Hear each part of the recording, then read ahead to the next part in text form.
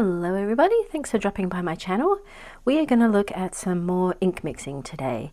Private Reserve kindly sent me out some inks. I was able to choose any 4 inks from their collection that I wanted to. So I chose 4 inks from their premium ink line. And so I ended up choosing what I thought was the closest to a CMYK sort of mixture so that I could mix a bunch of different colors and have fun with that. So I ended up getting the yellow, which is Buttercup, the magenta, which is Plum, the cyan, which was Daphne Blue, and the black, which is Velvet Black. So again, this is not a true sort of CMYK, but these were the closest that I could find that would give us some fun mixes, I think. So as I mentioned before, all of these 4 inks come from their premium line of inks. They have a bunch of different ones. There's, I think, the Premium, Pearlescent, Invincible, Infinity, Neon, and Fast Dry. So I decided to stay within the premium collection just so the ink mixing would be more predictable. And before choosing these colors, actually, I reached out to them and asked them if it was okay to mix them. And the disclaimer, I'll put it in the description below, was that yes, you can mix them together, but they don't really take responsibility if anything happens to your pen or anything like that. So they're safe to mix according to them, and they shouldn't, you know, create any weird reactions. But again, they're sort of saying do it at your own risk. I have already done a orange mix for this little Monteverde Axis pen, and I'm having no issues whatsoever with it. It's been in it for I'd say maybe a month or so, and no crusting, no flow issues, no nothing. So I am happy to mix them together and play with them, but I just thought I would give you that disclaimer up front. So with that out the way, let me just open one of these so that you can see what it looks like. Whenever I get a new ink, I always decant a sample into a little sample jar because I don't want to run the risk of contaminating the giant bottle of ink. So these actually come in 60 ml bottles, and they're really interesting because they have this giant mouth on them. So as you can see, very simple packaging. I think this packaging has probably been with them from the beginning. Not terribly sexy, very utilitarian, very sort of office supply branding. But the great thing about them is they have this giant wide mouth. So if you are comfortable with inking your pens straight from the bottle, this is super convenient. Any type of pipette or anything is going to fit in here. So they're fantastic for brushes and artwork and things like that. Again, it's kind of a moot point with me because I tend to work from these little sample vials, but I do actually put them in these little jars. You know, I'll decant some in here if I'm thinking of using an instrument like a brush or something, just so that I have more access to ink. But so this is the kind of bottle that you will see, and they're a whopping 60 mils, which is amazing. So you've got a lot of ink here and fantastic for making your own little combos. So as we can see here, I swatched all of these out and decanted all the samples into little vials so that I can go ahead and start mixing. And some other tools that I'm going to use are just these little paint palettes. I got these from Daiso. You can get them on Amazon. These are super flimsy, but they're fantastic at not staining. I've used these, I don't know, 20 times each, maybe more, and they're still running strong. I have thrown some out because I used acrylic ink on them and it dried out and it wouldn't come off, but that's another story. With the fountain pen inks, they are fantastic. I am also going to use these little eyedroppers. I do have these, and I know a lot of people like these. I really don't enjoy these for measuring. I find them a real pain in the butt to clean. The water never really dries in here, or it takes a long time to dry, so you're sort of contaminating your source with water quite frequently if you're going to use these in, you know, wash them out and use them in a session. I absolutely love these little eyedroppers because these you can take apart, you can thoroughly rinse out, then you can dry them, and they're ready to go again. And I think I just got a big pack of these off of Amazon. Again, I'll put a link in the description if you want to check them out. But they are really, really great. They are not scientifically accurate. Like, I just measure in drops. Some drops are bigger, some drops are smaller. So when I create some mixes, you know, they might be, if I do 1 drop of each. Sometimes it's going to be a little bigger drop with one color, so they're not going to be super accurate, but it's going to give you a gist of what the color family is. And if you're going to follow that sort of recipe, you may get a little bit of a different result and have to amp up one of the colors to make it look more similar to what I mix. So I'm going to use these guys, and I am going to swatch it on my Kikuyo Sarasa paper just because I really like it and I have a bunch of it and it fits into my little A5 folios for cataloging, so that's really great. So I won't make you sit through all of that. I'll film it, but maybe I'll just talk over it, or we'll just speed it up or something and then look at the results at the end. All right, see you soon.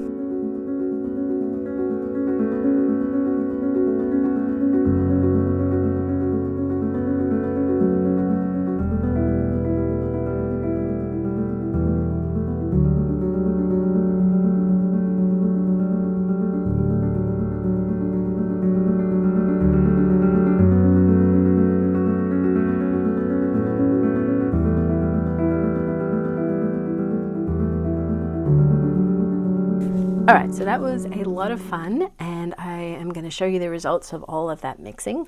So let's start with the sort of core colors here. So these ones are mixed together without black. So I did Buttercup and Plum, Buttercup and Daphne Blue, and Plum and Daphne Blue.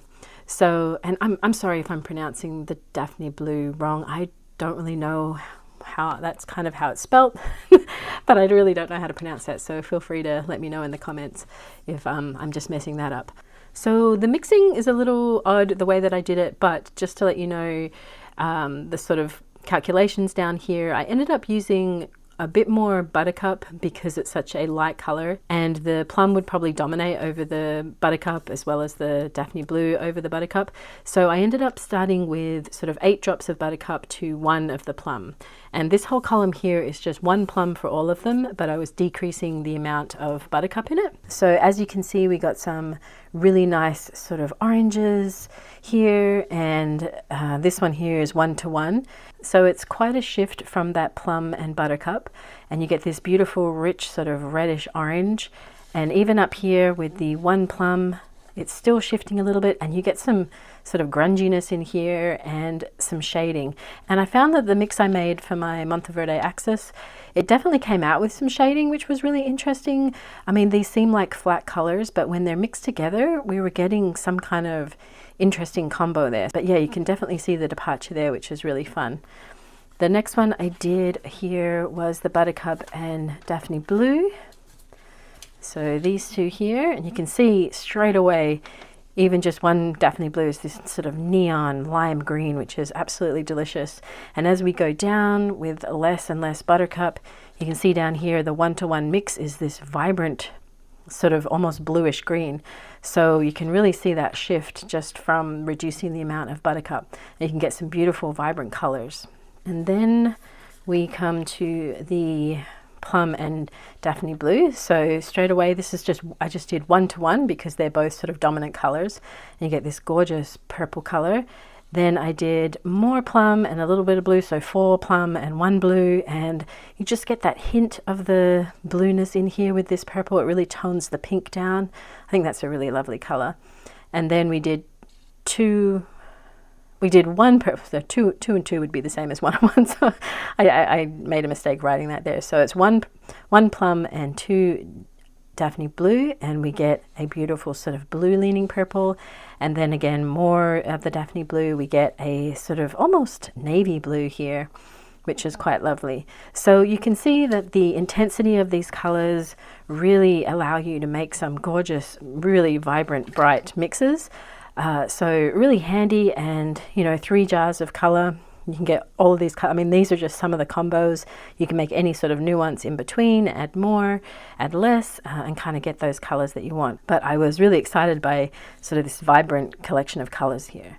So my next one that I did was actually to put in some black with all of these. So this is all 4 colors here. And we have the Buttercup plus 1 drop. So this is 2 drops of Buttercup plus 1 drop of Velvet Black. And, you know, I'm all over the place with the way that I sort of code these formulas, but it kind of evolved as I was going on. But you can see that that velvet black really shifts it into this weird kind of green, which means that this velvet black must be kind of a cool color, because we're mixing the yellow and the blue, you would get a green. So this definitely is a sort of a green leaning black here, and you get this sort of army green. So this is 2 drops of buttercup, 1 drop of velvet black. Then I went to 6 drops of buttercup to 1 drop of velvet black, and we get a big shift, and we get some really interesting shading in here. So I'd really like to try this one in a pen and write with it and see if you get to see that nuance of the sort of this haloing of the orange, which is really fun. And then even more so in this one, which is 12 drops of the yellow plus the black. So you can see that lovely combo there. And then I took it to 16 drops just because I wanted to see, just adding a tiny bit of black, would it really make a difference? And you can see that it totally does. It brings it away from this sort of beautiful sunshine yellow to still that sort of green toned yellow with some haloing here and then some grunginess over there. So I think it's really wonderful. I think adding the black, the velvet black, because it's not a completely, solid black, you're really getting these weird nuances, which is really lovely. And then we can see with the plum, because these are quite vibrant colors, they didn't shift as much as the buttercup, but you've got a lovely sort of subdued purple here, and kind of just gets more and more vibrant. The 1 drop even at the bottom, you can see some shift. It just sort of takes the edge off a little bit. It doesn't shift it too much in color. But these lovely sort of cyan, look at this one here, it's so nice. It's sort of this almost like a slate blue, and then we have some shading in here. Again, I got to write with them. It's kind of hard to get some writing from the samples just because of the amounts that I did, but I might choose some of these and actually make a little vial of it and put it in a pen just so I can try them out. But I am really loving these top tier ones here, as well as this sort of wacky yellow down here. So that was a fun little experiment and an easy one that you could sort of just adding black to any of your existing colors, just if it's quite diluted. These are maybe a 6 to 1 sort of ratio. You're really going to get a shift, and really, really nice if you have a vibrant color that you think that is just you're not using because it's too vibrant. You could add a little bit of one of your darker colors from the same brand or the same line and see how that works out. But super fun with that.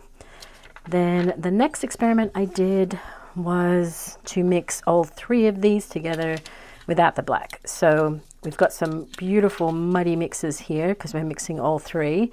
So I think I just went randomly with what I was going to mix to see what I'd come up with. So here we have 1 + 1 + 1. So that's all of the 3 colors mixed together, and you get this sort of brownish green color, which is fantastic. Then I added 1 more yellow into this, so we're shifting more into a lighter version of this, a little more green. Then I did 2 of the blue, and we're going into the gray, which is lovely. We have this one here, which is 4 buttercup, 2 plum, and 1 blue. You have this almost sort of like papyrus color with a bit more depth and green in it. I really like this one, which is 4 buttercup, 4 plum, and 1 blue. And this, we're starting to get a little sort of orange and pinky orange here. This one is 1 buttercup, 3 plum, and 1 blue. So we have if we look at the comparison here, we have a beautiful sort of muddy purple color. Then we have sort of a variation on this one here with a little bit more pink in it, because I thought that was really nice. So I added just a little bit less of the yellow to bring that pink out. Then we have very similar to this one here. I think this was 6 plum instead of 3 plum. So just doubled the plum to make it a little more pink. And then we have some purples here. This one here is quite lovely with the 4 plum and the 4 blue with just a hint of the yellow. So you can see by adding all 3 of these together, even just 1 drop of any of these colors can really shift it into these, nuanced color ranges. But I really, really love this page. This is one of my favorite sort of mixes, and they're really subdued. They have a lot of character. I don't know about the shading. I'm gonna again have to put them in a pen and see. But yeah, this one was a really fun one. So for this next one, I actually added in a couple of other colors that I already owned, which was their sepia and their shell pink. The shell pink is lovely. I really love this one. And this is sort of it's a bit more orange than what's on the label here. I feel like it's a little bit orange for a sepia, but I still really like it. So let me grab those swatches. So now we're adding these two into the mix, which is a sort of peachy pink color plus this orangey brown color. So I just thought I would mix those in just because they're from the same line, and you know, there's a better chance that they're not going to react, and I have a bunch of them, so I thought that would be super fun, and we get some gorgeous mixes here. So this is the sepia plus the plum. So as you can see, that really shifted there into this yummy sort of brick red color. Then we have one of my favorite mixes here, which is the 6 shell pink, 1 buttercup and 1 blue. So these guys here equal that, which is crazy when you think about it. And then another one of my favorites is the 4 shell pink plus 1 blue. This is a sort of beautiful muted sort of mauvey purple color. I really love that. Then we have this vibrant apricot orange, which is these two, and then further down here I did the same thing, but I did more of the pink, so it's a much sort of peachier, pinkier peach color, which is really lovely. And then we have the 6 sepia plus 1. Oh, I did do a velvet black. Oh, I did a couple of velvet blacks. Okay, so that's because I hadn't done these ones, I think. So I did this one here is the sepia plus velvet black, and then I also did the velvet black plus the shell pink, which is absolutely stunning, that color. So that's 6 shell pink plus 1 black velvet, or velvet black, sorry. And then this one down here, this may be one of my favorites actually. This one is the 12 of these, 1 of the buttercup and 1 of the Daphne blue. So the reason I went to 12 is because I really liked this mix up here, but I wanted it to be much, much pinker. So I just doubled the pink amount and kept the other 2 the same. So I am super happy with that. I think it's absolutely gorgeous. So as you can see, you can get some pretty amazing mixes with these inks. But yeah, this has been super duper fun, and I encourage you to try it out yourself. I think the Private Reserve inks are really lovely. They do have a tendency, just as a disclaimer, some of the colors do feather a little bit on paper that isn't totally fountain pen friendly. I've had no issue with it on my Kikuyo campus or Tomoe River, but I think on Rhodia I've had a couple of these feather a little bit. So just something to be aware of before you go buy 60 mils of an ink. If you use Rhodia every day, might not be the best case scenario. So, you know, maybe get a sample or something and try it out. But I think the flexibility of being able to mix these together and create colors for yourself is so fun for, you know, just popping in your pens, but also for doing art. And these giant bottles of ink are just really accessible for writers and artists alike. So yeah, I'm really impressed with it, and I'm so glad I got the opportunity to try it out. So thanks to Private Reserve and Monteverde for sending me these inks to play with. And you will probably see some combos in the future in my pens. So yeah, thanks for joining me, guys. I hope this was fun and helpful, and I hope you go and do some mixes of your own. And yeah, feel free to share them with me and tag me if you do. That would be great. Or let me know in the comments below if you've mixed some inks before and have any recommendations for other ones I should play with. And I will see you in the next one. Thanks, guys. Bye.